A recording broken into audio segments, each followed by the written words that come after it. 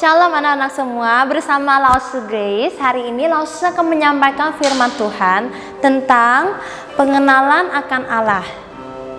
Ya, sebelumnya mari kita berdoa.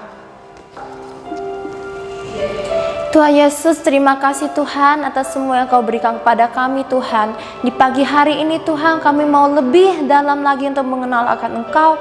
Tuhan, urapi setiap kami Tuhan, biar saat kami mendengarkan firman Tuhan, kami dapat menerimanya dan kami lakukan dalam hidup kami, sehingga kehidupan kami menjadi kemuliaan Tuhan. Engkaulah Tuhan yang dahsyat dan ajaib, maka hidup kami pun akan menjadi sangat dahsyat dan ajaib sebab Engkau beserta dengan kami. Terima kasih Tuhan, dan nama Tuhan Yesus kami berdoa dan mengucap syukur. Haleluya, amin. Nah, di sini Lause akan cerita tentang Korah, ya. Nah, yaitu ceritanya seperti ini.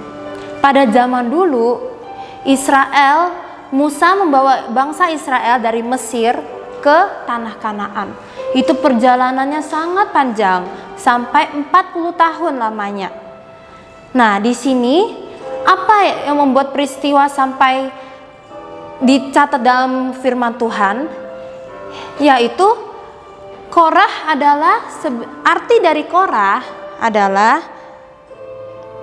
gundul, tidak ada rambut, atau tidak ada tudung. Yaitu tudung kita adalah Tuhan, yaitu firman Tuhan, kebenaran Tuhan, ya. Nah, jadi dia itu karena dia itu namanya Korah, ya, gundul. Dia tuh hanya percaya dengan pengetahuannya sendiri. Orang-orang Korah bukan orang yang sembarangan sekelompok ini, ya. Mereka ada orang yang ilmuwan, yang hebat. Misalnya yang ngajar di kampus, yang pintar-pintar, yang jago-jago, misalnya orang yang paling kaya, orang yang paling pintar, ya. Dan pada suatu hari, karena bangsa Israel menggerutu dan banyak lagi, sehingga Tuhan bilang, Musa, jangan ke tanah Kanaan dulu, ke sini dulu, ke Laut Merah. Nah, Korah dia nggak mau, dia bilang, enggak Tuhan, aku tahu kok. Mau ke tanah Kanaan tinggal nyebrang, paling seminggu 2 minggu, gak usah kita muter 40 tahun. Dan dia marah-marah sampai akhirnya dia bilang dengan 250 nabi yang lain, dia bilang, yang kita gak mau ikut Musa lagi, membantah kepada Tuhan. Dan Musa berdoa, Tuhan kasih tahu, biarlah mereka memilih. Lalu Musa membuat mereka bilang, yang mau ikut Korah di tempat Korah, yang mau ikut saya, ikut Musa. Lalu mereka berpisahlah. Seketika itu juga langsung bumi terbelah dan mereka ditelan oleh bumi. Jadi anak-anak tahu ceritanya, ya. Jadi tanahnya kebuka, mereka semua masuk ke dalam, sangat dalam. Begitu mengerikan. Mungkin ada cacing, mungkin sangat gelap, gak kelihatan apa-apa, banyak lumpur, banyak binatang, mungkin di bawah ada ular, mungkin begitu mengerikan. Di sini langsung mau cerita tentang anak-anak Korah, bagaimana pengenalan mereka akan Tuhan sehingga mereka terluputkan dari semua ini. Anak Korah ada 3. Pertama namanya Asir, kedua namanya Elkana, ketiga namanya Abi Asaf. Nah, di sini anak-anak Korah terluputkan. Nah, jadi karena anaknya memilih untuk mengikuti Musa. Bagaimana perasaan anaknya? Contohnya misalnya Elkana. Papanya setiap hari ngomongin, iya jangan ikutin Musa. Ini padahal hitungannya langsung ke tanah Kanaan kok. Tetapi dia memilih, aku ada Tuhan. Aduh Tuhan, semoga papa bertobatlah. Lebih takut akan Tuhan, jangan mengandalkan pengetahuan sendiri saja. Gitu. Tetapi sampai akhirnya orang tuanya berpisah. Orang tuanya di sini, dianya di sini.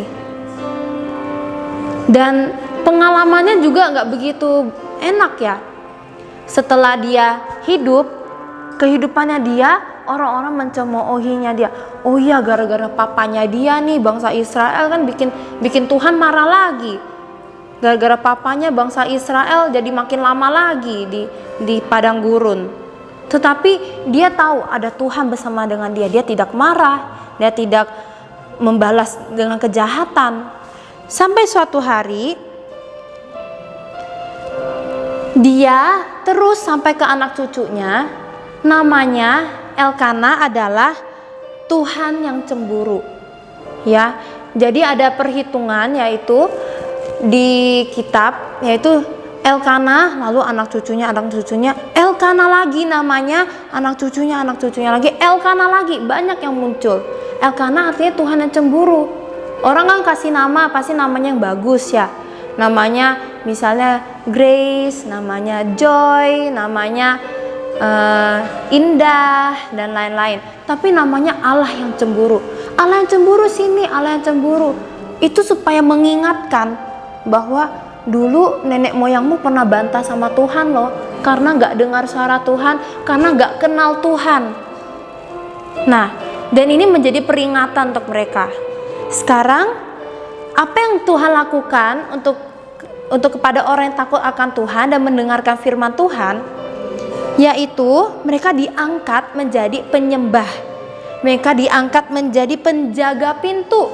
Ya, kalau zaman dulu di Israel, zaman sekarang juga sih, penjaga pintu itu pintu gerbang, dia itu adalah tempat pemutusan banyak, seperti hakim-hakim, dan juga misalnya orang ada perkumpulan doa ataupun pernikahan, ada acara tuh pasti di gerbang. Artinya ini adalah perubahan yang sangat kuat sehingga mereka diberikan untuk bisa menjadi penjaga pintu. Dan mereka diangkat menjadi nabi. Nabi itu adalah orang yang mendengar firman Tuhan dan menyampaikan. Ya, mungkin gak semua orang bisa dapat penglihatan, gak semua orang bisa dengar suara Tuhan audible ya, gak semua orang bisa dalam mimpi bisa bertemu Tuhan Yesus maupun melihat surga. Tetapi sebagai nabi mereka bisa, karena Tuhan memberikan karunia kepadanya. Dan juga diangkat menjadi tentara. Dan nama di sini karena ada tertulis di ayatnya, yaitu mereka bahkan bisa memegang panah dengan tangan kanan dan tangan kiri. Ya, karena mereka sudah terpilih, mereka takut akan Tuhan, mereka mendengarkan firman Tuhan, mendengar dan mengenal Tuhan. Ya, di sini firman Tuhan mengajarkan kita untuk mendengarkan firman Tuhan lebih lagi. Jangan malas baca Alkitab dan terus semangat, jangan putus asa, jangan marah-marah kalau ada orang yang marah-marah atau apa ya.